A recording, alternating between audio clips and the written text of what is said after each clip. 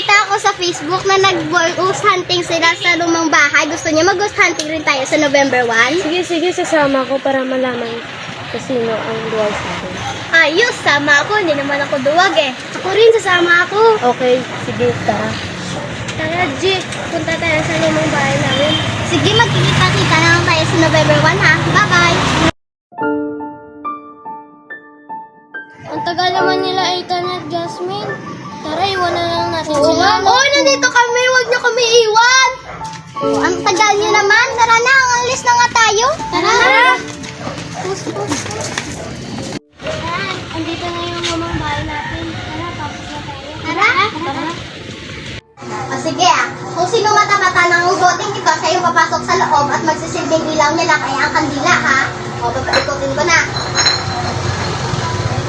Paano ba yan, Ethan? Ikaw ang papasok sa loob. O sige na nga, akin yung kandila.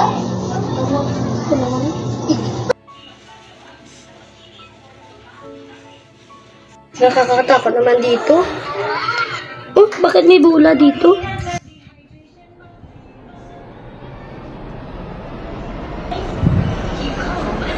Kuya, laro tayo.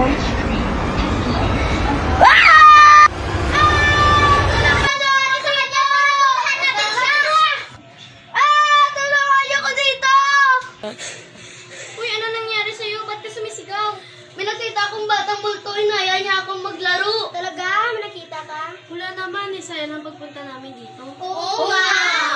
Nandito pala kayo sa bahay nila Julia, ha? Halika kayo dito, maglalaro na tayo. O sige, iba na lang yung lalaroin natin ha. Gusto niyo ba ng tagu-taguan? Sige! Taya! O sige, taya ka na. Tara, magbilang ka ng 10 ha.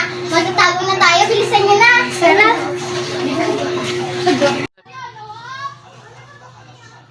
Isa, dalawa, tatlo.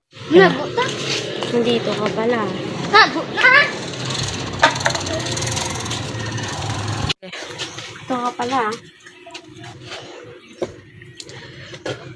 Maligidan ako ni Milaren.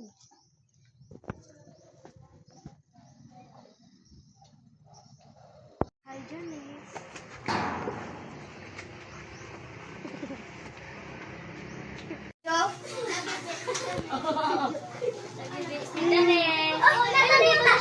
Baka umuwi na sila. Posible naman yun. Baka sila umuwi. Ewan ko. Hayaan na nga lang natin sila. Bilang.